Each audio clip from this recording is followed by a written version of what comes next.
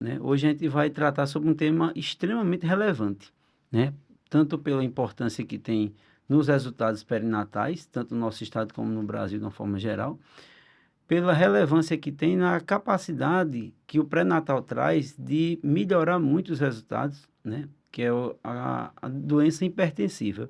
Seja a doença hipertensiva da mãe, quando ela já é previamente hipertensa, como a doença hipertensiva que desenvolve na gestação, muito mais conhecida como pré-eclâmpsia, mas tem algumas variedades, e hoje a gente vai poder discutir um pouquinho mais sobre ela e justamente trazer para o público que está nos assistindo qual é a importância do cuidado, e principalmente no início da gestação, para que a gente consiga terminar essa gestação com a mãe e o bebê sempre em segurança, com saúde e uma gestação adequada, né? Lembrando que a gente vai assim, a gente não vai fazer, não vai usar, né, fazer uso de termos muito técnicos, entendeu? É justamente para todo mundo entender e ser uma coisa bem, bem na prática mesmo, que é que a gente vivencia. E a gente fala muito na questão da pressão alta na gestação, porque é um tema importante, que é uma das principais causas de mortalidade materna, tanto no Brasil como no mundo. Então, quando a gente fala de morte materna, está diretamente relacionada também com morte e causa de prematuridade, né, do bebê. Então, a gente tentando prevenir esse aparecimento ou agravamento da hipertensão na gestação, a gente tanto ajuda a mãe como ajuda também o bebê. E é importante porque é muito comum. A gente pega sempre, sempre tem paciente, ou sempre conhece alguém que teve uma pressão alta durante a gravidez. De uma maneira geral, 10%, em algumas populações, chega até 20%, pode apresentar risco de ter pressão alta ou hipertensão gestacional ao longo da gravidez. Então, é um tema muito importante do nosso dia a dia, né? É sempre uma causa frequente nos ambulatórios de pré-natal de alto risco, nas clínicas que trabalham com pré-natal de alto risco, né? É responsável por um terço da prematuridade toda do nosso país. Então, só isso já é suficiente para a gente ter um olhar bem atento. E Exatamente. alguns pontos são muito relevantes. E aí a gente, lembrando que a gente discutiu no episódio passado, a questão de a gente se preparar essa mulher para uma gestação. E naquela mulher que já se descobriu gestante, o quanto é importante essa precocidade nesse cuidado. A começar com a gente identificando quais são aqueles fatores de risco Isso. que fazem a mulher pensar numa possibilidade de desenvolver pré-eclâmpsia na gestação. E aí a gente tem que ter muito cuidado com a gestação anterior, que fala muito sobre a gestação seguinte. Quando essa mulher já teve episódio de pré-eclâmpsia na gestação anterior, ela já começa uma segunda gestação ou uma próxima gestação já com risco elevado, além dos fatores clínicos que qualquer pessoa, inclusive a mulher, pode ter, que vão levar uma maior predisposição para esse aparecimento de pressão alta nessa gestação. Quais os fatores, Pri, que a gente poderia, assim, colocar como relevantes, né, em relação ao fator de risco para uma mulher apresentar aumento da pressão na gestação? Pois é, Filipinho já começou aí falando sobre se ela paciente já teve um histórico de pressão alta em outra gestação. E um dos fatores principais que a gente vê no dia a dia é se a paciente já é hipertensa crônica. A paciente já usa medicação, então ela se torna uma paciente de altíssimo risco para desenvolver alguma complicação relacionada a essa pressão ao longo da gravidez. Pacientes com obesidade, pacientes diabéticas, idade materna muito avançada ou idade materna muito precoce. Entendeu? Gêmeos, a gemelaridade também é fator de risco para pré-eclâmpsia. Que mais? O sedentarismo, né?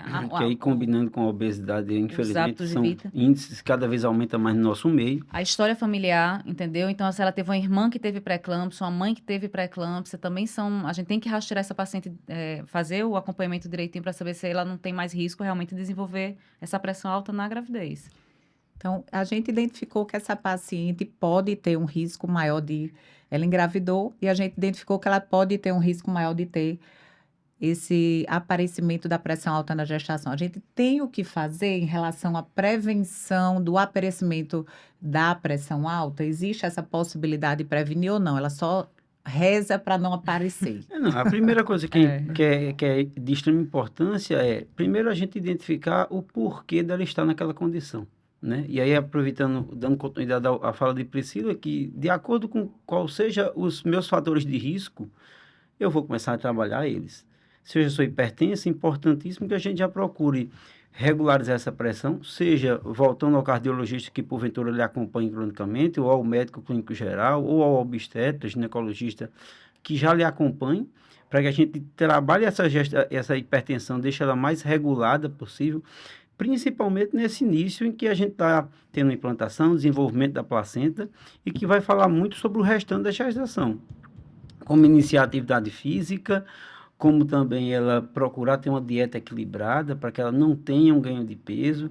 Ela pode até ter perda de peso nesse início de gestação, que isso não vai ter comprometimento para a gestação, como se fosse um prejuízo para o bebê, mas sempre importante que isso seja feito de forma bem regulada, com um profissional de nutrição adequado, com um educador físico que dê uma orientação adequada para qual exercício para ela se enquadra melhor nesse parâmetro. Então, o primeiro ponto é a gente identificar o porquê que eu estou aqui como gestante em condição de risco para essa situação e, a partir daí, começar a tentar corrigir ou minimizar esses fatores de risco para a gente já ter um primeiro passo feito com mais firmeza. Lembrando também que aquelas pacientes que já usam medicação para pressão antes da gestação, esse acompanhamento, principalmente inicial, é de fundamental importância, porque às vezes a gente encontra muitas pacientes que estão fazendo uso de alguma medicação que a gente sabe que não pode, né, dar continuidade, e simplesmente elas suspendem e já chegam já para a gente mais avançada, já com pressão mais aumentada, porque ela simplesmente ficou receosa, ou alguém também foi lá e suspendeu e não trocou, né? Então a paciente chega... Isso, porque algumas medicações, né, as pacientes ou escutam falar, ou alguns médicos até, digamos, de posto de saúde. Essa medicação não pode ser utilizada por grávida, pode prejudicar o bebê. E às vezes suspende a medicação para pressão, como às vezes medicação também para algum distúrbio psiquiátrico, mas esquece que precisa ser substituído. A falta de medicação vai trazer um prejuízo. Pois é. E a importância de verificar essa pressão. Principalmente alguns pacientes, quando tem relação com fator de risco clínico, como obesidade, às vezes você pode ter uma pressão que no início da gestação ela pode até normalizar por efeito dos hormônios da gestação. Exatamente. Nessa fase inicial. E às vezes você suspendeu a medicação e a pressão continuou baixa. Isso não é uma situação que diga que você está curada da pressão, mas que exige um cuidado, porque existe uma tendência de, em algum momento da gestação, ela voltar a subir. E a gente só vai saber qual momento que isso vai acontecer se a gente ficar atento a essas pressões. Não dá para relaxar. E aí saber como é que a gente vai manejar de acordo com a situação de cada paciente. Então, realmente é importante ser precoce nessa busca por um acompanhamento dessa condição clínica, seja ela qual for, que lhe levou a uma condição de risco aumentado. E aí, partindo para o pré-natal em si, além desse manejo que o obstetra vai passar agora a fazer também, né, de controlar essa questão de estimular a atividade física, controlar o ganho de peso, corrigir aquilo que precisa ser corrigido, ajustar essa pressão se for o caso, a gente vai ter as avaliações iniciais. E aí realmente é importantíssimo a gente ter na mente, e aí toda mulher gestante tem que ter conhecimento que é possível a gente estratificar toda a gestante, para justamente nesse início a gente já saber se você se enquadra ou não como uma pessoa de risco para desenvolvimento de pré-eclâmpsia. Já existe uma série de métodos, de modelos de avaliação, que vão desde um pré-natal que tenha todas as condições adequadas de avaliação, com ultrassonografia, com exames laboratoriais, até mesmo fatores clínicos que numa consulta já é possível ser feito. E como foi falado aqui, existem riscos que, independente de outra situação, já lhe coloca como uma gestante que precisa ter um cuidado adicional. Então, você teve pré-eclâmpsia de gestação anterior, independente de ultrassonografia, de exame laboratorial, você já é uma candidata a um risco aumentado nessa nova gestação. E isso, a importância de eu saber isso, não é apenas para a gente ter que cuidar a mais, ou ficar preocupada se vai ter ou não, mas pela possibilidade que hoje já é uma realidade no nosso meio, inclusive no Rio Grande do Norte, inclusive no serviço público, de fazer uma prevenção de pré-eclâmpsia. E aí, doutora Jimena? Que é muito barata e simples, que seria a administração da paciente tomar o ácido acetil salicílico, que é o AS, toda noite, desde o início da gestação, antes das 16 semanas, que dessa forma a gente vai ter como prevenir o aparecimento ou, pelo menos, retardar o aparecimento e o agravamento da pressão alta na gestação. Lembrando, muitas vezes as pacientes pela história clínica, podem não se enquadrar como de alto risco para pré-eclâmpsia. Não tem história clínica de pressão alta, não tem história familiar, não tem trombofilia, não tem obesidade, não tem diabetes, mas na avaliação ultrassonográfica, que deve ser feita em toda gestante, na morfológica do primeiro trimestre, o Doppler das artérias uterinas e a avaliação da pressão neste momento, né, em torno da 12ª semana, muitas vezes a gente vai conseguir classificar aquela paciente como de alto risco para desenvolver pré-eclâmpsia. E a partir daí, ela vai poder também ser enquadrada como de alto risco e receber a medicação para prevenir de forma muito efetiva, em até 80% dos casos, o aparecimento da pré-eclâmpsia, se ela for conduzida dessa forma.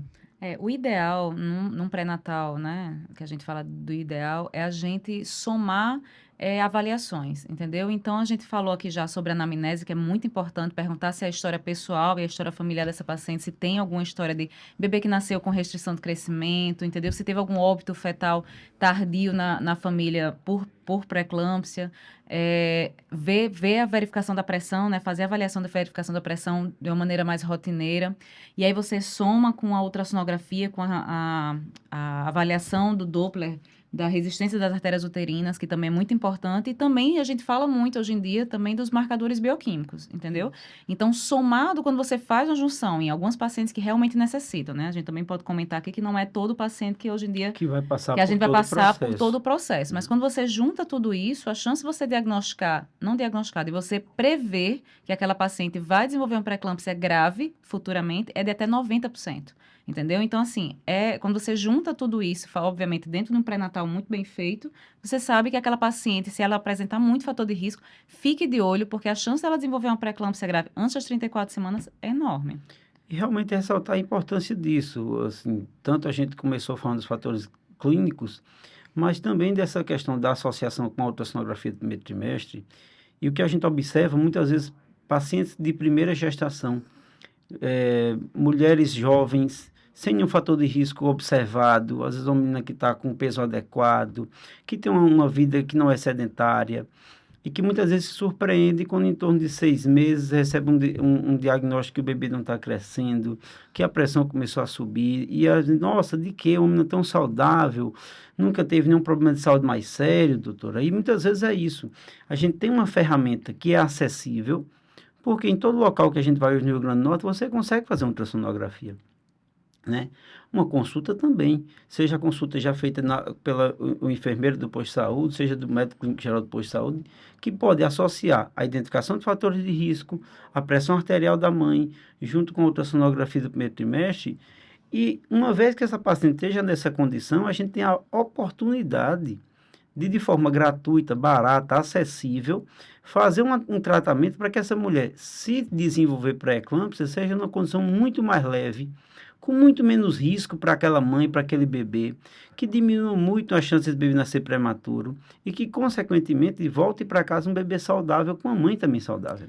Né? Eu acho que assim, se esse podcast servir para difundir essa informação, eu acho que ele já está válido. Exatamente. Né? Então, saber que aquela paciente que você está num pré-natal inicial, né, e que consiga fazer um ultrassom, que consiga fazer essa pesquisa direitinho sobre a anamnese, quanto isso é importante, que a gente vê no dia a dia. Essa paciente, se a gente vai diminuir muito a chance dela complicar futuramente na gravidez, entendeu? Então, assim, eu acho que se isso conseguir difundir, e o AS, né, que é uma plaquetário que a gente usa de uma maneira mais comum e barata e enfim... E que tem acesso E que tem acesso, exatamente. Enfim, basta a gente usar as ferramentas que já tem disponível, porque a imensa maioria das pessoas tem acesso à ultrassonografia. Isso. Né? Então, tem acesso à medicação, a gente só precisa usar as ferramentas que a gente já disponibiliza na rede, tanto pública como privada, para que, de fato, a gente não deixe passar esse momento de avaliação, que é tão importante. Uma vez que esse tratamento, apesar de ser factível, de ser de fácil acesso, mas ele tem um prazo. Não adianta a gente começar esse tratamento tarde na gestação, porque ele não vai ter efeito. Não. Então, se é para fazer, o ideal seria começar em torno de 12 semanas, mas, no máximo, começar com 16. Então, se você está gestante, discuta no seu pré-natal. Eu queria fazer uma avaliação de risco de pré-eclâmpsia. Isso é possível em qualquer pré-natal. A gente não está falando do pré-natal numa clínica privada, a gente está falando de qualquer pré-natal, em qualquer cidade do Rio qualquer Grande do lugar. Norte. Porque a gente tem as ferramentas, a gente tem a medicação. E agora eu preciso informação. saber de quem, exatamente, de quem é a pessoa que vai ser necessária fazer esse tratamento. Então, faz uma ultrassonografia, conversa com quem está fazendo, peça para avaliar as artérias uterinas, peça para o médico do pré-natal, se foi a enfermeira que solicitou aquele exame, peça para ela acrescentar essa avaliação das artérias uterinas, porque é de extrema importância. E assim, a gente vai fazer a gente sempre pede essa avaliação no primeiro trimestre e a gente repete essa avaliação no segundo trimestre, entendeu? Porque assim, às vezes, essa paciente que está com aumento de resistência arteriouterina no primeiro trimestre, nessa primeira morfológica, a tendência realmente é ir diminuindo, mas tem alguns pacientes que você observa depois que São não, resistentes ao tratamento. que são resistentes ao tratamento, que são resistentes. Então, essa paciente que Vai continua exigir um muito cuidado resistente, mais próximo, né? exatamente. Você sabe se ela está com uma resistência muito aumentada já no morfológico, você fique de olho, porque a gente pode estar diante de realmente de um risco mais aumentado de pré-eclâmpsia e de um risco mais aumentado de restrição de crescimento, entendeu? Então, é uma paciente que você tem que botar debaixo do braço, como disse Felipe. E a partir do momento que a gente identifica esse risco aumentado, especialmente no início da gestação, né, que a gente bate sempre na tecla, começar o pré-natal nos primeiros 3 meses, para rastrear os riscos maiores e tal, e daí as pacientes precisarem ser acompanhadas no pré-natal de alto risco ou não, e mesmo que não seja de alto risco, para ela ter uma ideia de com que frequência ela vai precisar voltar. Como é que a gente acompanha essas pacientes, de preferência, né? Quando tem o diagnóstico ou então a suspeita de um rastreio positivo para risco de pré-eclâmpsia? Eu acho que essas consultas iniciais, elas podem cair dentro de 2, 3 semanas, porque além da gente avaliar a pressão dessa paciente, que às vezes fica meio borderline na primeira consulta, e depois numa segunda consulta já vai aumentando mais um pouquinho, então você já sabe que tem que dosar direitinho essas medicações. É de paciente para paciente. Aquela paciente que é mais fácil de ser levada, entendeu? Pode chegar até, inclusive, paciente bem controlada, mesmo hipertensa crônica, mas usando dose mínima de medicação, a gente vê a cada 4 semanas, 3, 4 semanas, se o bebê não tiver repercussão, obviamente. Mas eu acho que, às vezes, espaçar muito a consulta nessas pacientes de mais risco, a gente acaba perdendo um momento ideal da gente intervir, entendeu? Quando a gente demora demais, às vezes a paciente ganhou muito peso, aí isso reflete na piora das medidas de pressão, que a gente vai ter que intervir. Então, acho que a gente não dá para espaçar muito essa paciente, justamente para não perder o momento certo da gente interferir. Então, o ideal, resumindo, seria não passar de 1 mês, né? 4 semanas no máximo. 4 semanas, Eu acho. sempre assim, como a gente às vezes conversa no dia a dia, que quem determina a frequência da consulta, do acompanhamento, não é um protocolo, é o próprio paciente. Se eu tenho um paciente que, de fato, a evolução do pré-natal está dentro do esperado, a gente vê que está tudo conseguindo estar estável, não tem uma repercussão maior, a gente pode deixar essa paciente até 4 semanas. E a paciente também tem que entender, ela como participante do processo de cuidado, e meu médico marcou para daqui a 4 semanas, mas eu estou me percebendo muito mais inchada, fui me pesar na farmácia, percebi que ganhei muito peso, e eu nem comi isso tudo, doutora, esse 2 mês. quilos em 1 semana. Então, é importante que a paciente também se perceba e acione também o seu pré-natal, independente de qual seja, serviço público ou privado. Olha, doutora, está marcado para dia 30 de junho agora, mas eu já percebi. Inclusive, verifiquei minha pressão lá com o médico lá da minha mãe e já começou a dar um tal de 14/9. Minha mãe disse que para ela é alta. Então, é uma parceria, né? Sempre fala. A paciente tem que estar participando do seu pré-natal. Não é ficar apenas ali de acordo com o que manda o protocolo, de acordo com o que foi orientado no posto de saúde. Porque, de fato, o médico, o enfermeiro, quem faz parte da equipe de assistência, não está com você no dia a dia. Quando a gente está numa localidade mais próxima, uma cidade pequena, que essa pessoa se conhece, você tem que encontrar com a pessoa na rua e diz, olha, eu lhe achei que não estava muito bem. Vá lá para a gente ver como é que está, mas independente disso, né? Então, esse cuidado tem que ser muito mediado de acordo com como a situação está tranquila ou se surge alguma novidade que exija uma reavaliação, né? Então, está atento a essa situação e tanto acompanhando a questão materna, do ponto de vista de pressão alta, exames laboratoriais que podem ter relação com pré-eclâmpsia e principalmente tiver repercussão fetal. A gente cuida da mãe e cuida do bebê. E como é que a gente avalia se está tendo ou não repercussão fetal? Na ultrassom, né? Não dá para adivinhar. Tem que avaliar. E ela sempre Clinicamente, atenta só a perde isso, na altura né? uterina, né? É. Assim, no pré-natal, que a gente Avaliar vai Natal olhar a geral, a altura altura uterina já uterina. vai ser um forte indício de É que aquele bebê está crescendo dentro do um esperado ou não. excelente indício. Principalmente quando é Isso. avaliado pela mesma pessoa, que É. também é outra coisa que é importante. Porque às vezes você faz no seu médico do posto de saúde, ou vai no médico do pré-natal e a verificar a altura uterina deu 28. Mas eu precisei numa urgência, estava com dor de cabeça, e chegou lá outro médico, avaliou e disse, sua altura é 26. Será que meu útero diminuiu? Muitas vezes é porque muda, dependendo da pessoa. E a forma de medir, às vezes, pode dar alguma divergência. Então, também é importante ressaltar que a altura uterina é um método muito válido, mas é importante ser medida pela mesma pessoa, para Isso. evitar essa confusão Viés. na forma como avaliar a altura uterina. E quem tem realmente está fazendo ultrassonografia ali com mais tranquilidade, pelo menos uma ultrassonografia mensal, para a gente ver essa curva de crescimento do bebê, né? Tá atento se o bebê mantém o seu padrão, seja ele qual for. É porque a gente tem que explicar, né, que tudo está relacionado com... A gente hoje em dia dá dando cada vez mais importância à placenta. Como ela se forma e o desencadear de acontecimentos por causa dessa formação placentária. Então, hoje em dia, você saber que aquela paciente que não tem uma boa nutrição, muito estressada, ou hipertensa, tem uma doença autoimune, que a gente até esqueceu de comentar, mas pacientes com doença autoimune, com lúpus, Principalmente. pois é, trombofilia, né, que é a queridinha. E essas pacientes, por si só pela patologia de base 10, elas vão ter mais risco de evoluir para pré-eclâmpsia. Então, esse paciente também tem que ficar de olho. E a formação placentária, que é o que se mais estuda hoje em relação à pré-eclâmpsia, vê-se no dia a dia que a gente é muito importante. Então, aquela paciente que tem realmente todos esses fatores de risco, ainda faz uma placenta ruim, essa paciente tem mais chance de desenvolver a pré-eclâmpsia, de fazer restrição do crescimento, né, de óbito intrauterino, de DPP, que a gente chega já mais lá para o final, que é aquela placenta... Que é o descolamento Que é o súbito da descolamento, placenta, isso, né? exatamente. E uma vez que a gente perceba alguma anormalidade, né, que é aquela situação está evoluindo para uma condição que a gente não deseja, a minha pressão está sendo cada vez mais difícil de controlar, o bebê não está ganhando peso, é importante a gente passar por uma avaliação criteriosa de saber se eu preciso fazer uma internação, para fazer algum ajuste, principalmente ajustar a medicação, para que a paciente possa ficar com pressão em casa controlada, né? Saber a frequência com que a gente vai precisar acompanhar aquele bebê, a frequência dos exames laboratoriais também que precisa ser mais restrita, porque uma vez que a gente tem a pré-eclâmpsia, não é apenas uma pressão alta, é uma pressão alta fruto de uma doença inflamatória, que atinge muitas vezes fígado, rins e traz outras alterações que podem ser vistas no exame laboratorial da paciente e que igualmente, com uma pressão descompensada, também traz risco para a mãe. É. A pré-eclâmpsia, a que a gente sabe, ela é uma doença evolutiva, entendeu? Então, aquela paciente que está bem controlada, sem repercussão fetal, usando dose mínima de medicação, essa paciente dificilmente, ela se mantendo desse jeito, ela vai evoluir para uma pré-eclâmpsia mais grave, uma HELP síndrome, entendeu? Não é, a gente sente na prática que aquela paciente vai chegar estável, né? vai chegar até o termo, entendeu? Inclusive, esse é outro ponto que a gente vai depois chegar, né? Que momento a gente pode ter o parto por causa do diagnóstico dela.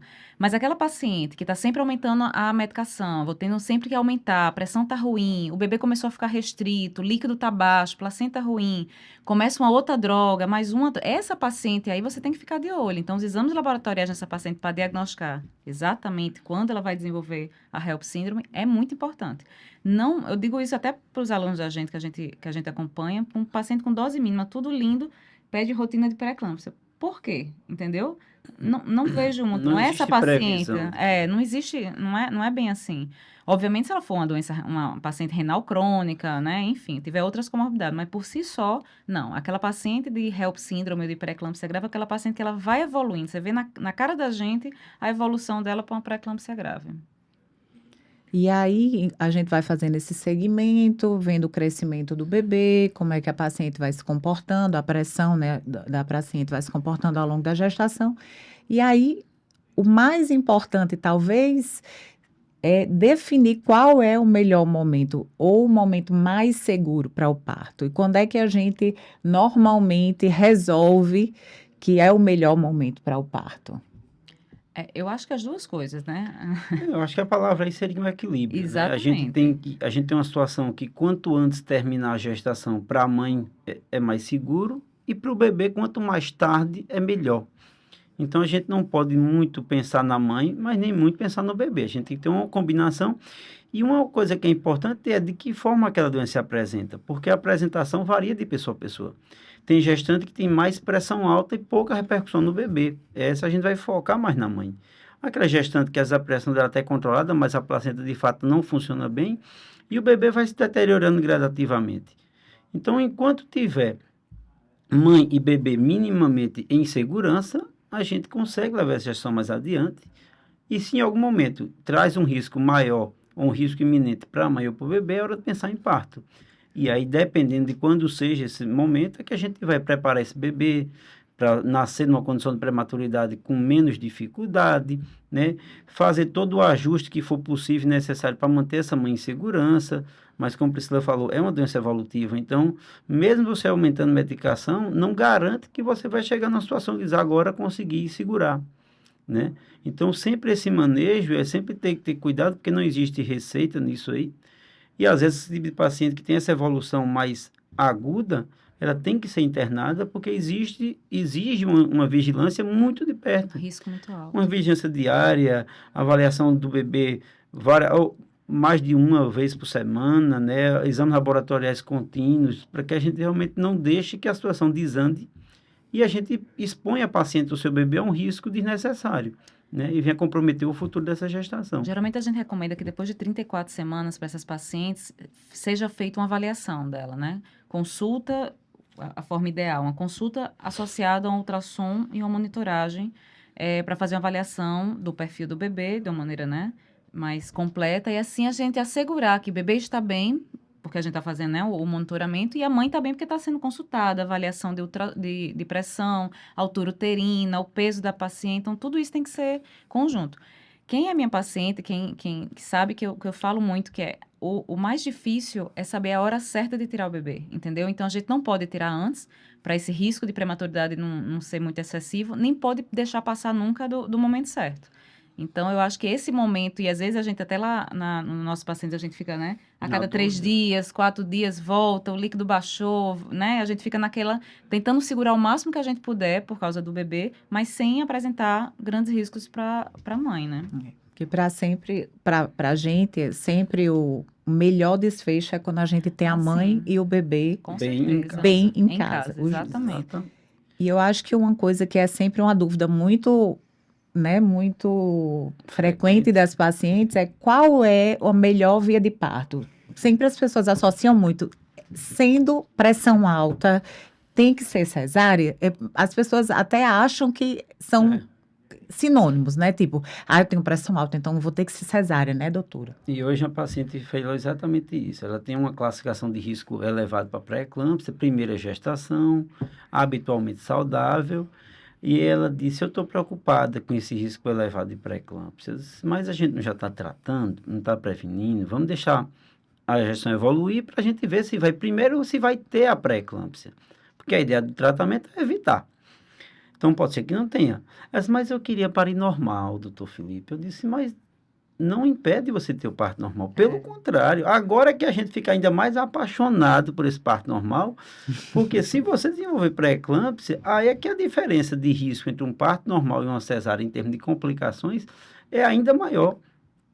Então, estando a mulher bem e o bebê bem, o parto normal deve ser sempre estimulado, deve ser sempre priorizado. Respeitando muitas vezes, lógico, algumas situações específicas, às vezes a mãe que, por algum motivo ou outro, realmente não quer o parto normal por uma situação particular, mas a gente deve pensar com o parto normal ainda com mais efervescência, porque realmente aí a diferença dos riscos e complicações eles se tornam ainda mais evidentes, né? Então, assim, não impede você ter um parto normal, mesmo você tendo pré-eclâmpsia, porém, a gente não pode ter o parto normal pelo parto. A gente tem que ter o parto normal pela mãe e pelo bebê. Então, eu preciso ter um bebê adequado, um bebê saudável, um bebê com bem-estar preservado, que me permita passar com esse bebê pelo trabalho de parto e finalizar com ele bem. Como também uma condição clínica materna, seja nos exames laboratoriais, seja numa pressão estável, né? Não dá para a gente ter uma pressão que não controle, você ainda vai fazer aquela paciente submeter a um trabalho de parto, com risco de um descontrole ainda maior dessa pressão. Então, é importante a gente não excluir o parto em relação a isso, que é como você falou, é quase que uma ideia fixa. Se teve complicação, o parto não pode ser normal. Não, é o contrário. Se teve complicação, a gente tem que ainda fazer tudo para que o parto seja normal. Inclusive em casos de eclâmpsia, né? Que é uma complicação das mais graves da evolução dessa pré-eclâmpsia. E mesmo em casos de eclâmpsia, a indicação não é absoluta de ser cesárea, de jeito nenhum. A paciente é estabilizada, depois ela é estabilizada de sair da crise, ela pode sim, caso seja possível, oferecer para essa paciente uma indução de parto, entendeu? Que precisa se ser resolvida a gestação, né? De acordo com que tenha que ser resolvida a gestação, ela pode ser oferecida essa possibilidade. Não precisa ir para cesariana, não. A interrupção do parto não é uma cesárea. Quando a gente fala em interromper o parto, é pensar no parto. Isso. Agora, qual seja o parto, a gente vai ter que analisar quais as condições que a gente tem para oferecer o que tem de melhor. Mas interrupção de parto não é igual a cesariana. Né? Inclusive, o plantão que a gente teve agora, foi 2 dias, a paciente teve uma eclâmpsia no período possível. Seguiu o período possível, o bebê nasceu bem, graças a Deus, e a mãe foi aos poucos, a gente conseguiu estabilizar. Não dava para fazer tudo com muita calma, porque estava realmente no período possível já no final, digo, mas agora a gente vai ter que estar trabalhando com mais firmeza. Eu acho que o caso que mais marcou essa relação de pré-eclâmpsia grave e parto normal foi na residência, eu acho que eu era R2, e cheguei no plantão e tinha uma paciente lá com 4 bombas de infusão, entendeu? Paciente gravíssima, usando 4 drogas e não controlava, né, a pressão muito, muito instável ainda. E meus chefes estavam lá e induzindo a paciente, já fazia umas 18 horas mais ou menos, na insistência do parto normal. Obviamente, sendo monitorizada, bebê sendo monitorizada, paciente também. Mas era era tanta bomba de infusão que eu nunca vi uma paciente só em trabalho de parto. Mas deixou isso claro na minha cabeça que realmente a gente insiste, quando é possível, quando é viável, é melhor para os dois. E eu acho que fechando aqui nossa mensagem, né, nesse podcast de hoje, com um tema tão relevante, lembrar que quando a gestação se encerra, ou seja, no momento do parto, talvez não é o momento que nossa preocupação se acaba. Né? Lembrando que a pré-eclâmpsia, ela não se encerra a partir do momento que a gestação se encerra. É importante que essa paciente mantenha sendo monitorizada ainda por alguns dias depois do parto. E aí, como é que a gente faz essa monitorização? Então, a gente, assim, até 20% das pacientes, elas podem desenvolver pré-eclâmpsia após o parto. Não, mas estava super bem controlada até o parto, eu tive o parto e acabou por aí. Não, essa paciente, às vezes, ela evolui, não nos primeiros dias iniciais, mas às vezes a gente começa a perceber, geralmente, depois de 7 dias, 7 a 10 dias, uma elevação dos níveis pressóricos. E lembrar que, na prática, aquela paciente está com o bebê em casa, ela não dorme direito, ela nem verifica a pressão, entendeu? A pressão vai ser algo bem difícil. Então, e assim, a gente tem que ficar de olho, né? Porque essa paciente, ela pode evoluir, inclusive, para uma forma muito grave, de pré-eclâmpsia e a gente pede esse retorno dessa paciente com 7 dias, dependendo da pressão dela e como ela esteja, pede com mais 7 dias para ela retornar e tem que ficar de olho. Se ela está bem controlada, principalmente sem medicação, que acontece na maioria das pacientes, ok, mas não pode abaixar a guarda de jeito nenhum. E que é importante também depois ela ser avaliada depois, acho que uns 2 meses, para ver se ela não vai se tornar uma hipertensa crônica. Exatamente. Que às vezes é uma paciente que não tinha histórico de hipertensão, foi diagnosticada na gestação, mas aí depois da gestação esse quadro, né, se manteve e daí ela vai ficar hipertensa. Necessitando de um cuidado permanente, né? Uma dúvida que às vezes as pacientes perguntam em relação ao AS, em que momento a gente suspende. Né? Então, assim, o que a gente sabe pelos últimos trabalhos e alguns guidelines também, é que para algumas pacientes a gente está mantendo o uso do AS até o parto. Que foi visto que o risco de sangramento ele era muito menor do que o benefício, né? O benefício que o AS trazia para essa paciente até o final era muito maior do que o risco potencial de sangramento durante o trabalho de parto, durante a cesariana. Então, para algumas pacientes selecionadas, a gente sempre individualiza, mas para algumas pacientes, a gente está mantendo até o finalzinho. Se a paciente está bem controlada, não tem nenhuma repercussão, em torno de 36 semanas a gente está suspendendo. Regra geral, 36, né? Se for alguma coisa específica, aí o pré-natal em si vai conduzindo nesse sentido. Para que a paciente não tome de forma, assim, inadvertida até o parto, quando às vezes não precisava chegar a tanto. Porque o AS não é um tratamento, é uma prevenção. Isso. Então, Se eu cheguei em 36 semanas e nem desenvolvi pré-eclâmpsia, pode parar o ES que ele já fez a parte dele. Geralmente aquela paciente lúpica que está Que descontrolada, tem doenças usando mais tem graves, uma exatamente teve repercussão histórico, maior. exatamente, um histórico já de eventos trombóticos, a gente realmente às vezes termina a gravidez junto com a S.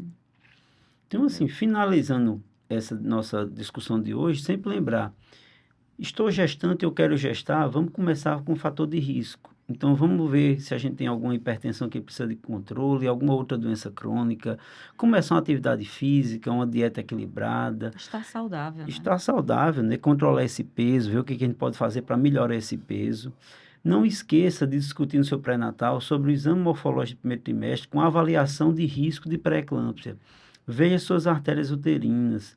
Se não tiver condições alguma de ter acesso à artéria uterina, faça uma avaliação clínica. É possível uma avaliação clínica no consultório pré-natal, seja em qualquer cidade do Rio Grande do Norte. Não precisa necessariamente da artéria uterina. Ajuda muito. Se tiver como fazer uma ultrassonografia, ótimo. Não tenho como. Também não é proibido fazer sem ela. Por quê? Porque se eu me enquadrar, doutor, como uma paciente de risco, eu tenho como fazer uma prevenção. O remédio ele é gratuito, ele é acessível e ele basta a gente ter a informação correta no período correto. Fiz minha prevenção? Ótimo, vamos acompanhar. A ideia é que você não tenha doença, mas se tiver, também vamos ajustar o acompanhamento, encaminhar para um centro de pré-natal de alto risco. Enquanto isso, a gente vai fazendo esse ajuste. E se de fato a gente teve uma pré-eclâmpsia, teve um comprometimento do bebê ou da mãe, vamos avaliar se é o caso fazer uma internação, ter consultas mais frequentes. E naquelas que mesmo assim tiver um desfecho desfavorável, uma piora com o quadro de saúde da mãe ou do bebê, vamos ter que sentar para discutir em que momento a gente consegue ter um bebê numa condição mais saudável com uma mãe em segurança e terminar essa gestação com a mãe e o bebê em casa. Exatamente. Né? Então, é importante que essas mensagens fiquem, porque, de fato, elas salvam vidas. Elas mudam o resultado de gestação. Elas trazem bebês saudáveis para casa. Elas diminuem e muito o custo de saúde do nosso estado. Então, tudo isso a gente atua de uma forma muito simples, mas que tem uma abrangência muito grande, tanto na vida familiar, como na saúde financeira do nosso estado, como no resultado das nossas gestações. Eu acho que todo mundo aqui, como a gente já trabalha, né? A gente trabalha em pronto-socorro, a gente já viu casos desastrosos, casos que levaram ao óbito da mãe, entendeu? Que marcam, que a gente nunca vai esquecer, porque na prática, quando você vai esmiuçar aquele caso, em algum momento poderia ter talvez mudado o desfecho, entendeu? Então isso dá às vezes até um pouquinho de revolta, porque Situações são acessíveis, não a gente está falando de uma coisa distante, né? Exatamente. Uma coisa que está dentro do ambiente de todo mundo. Em toda a cidade é possível ser feito isso. Pois é. Para a gente não repetir, né?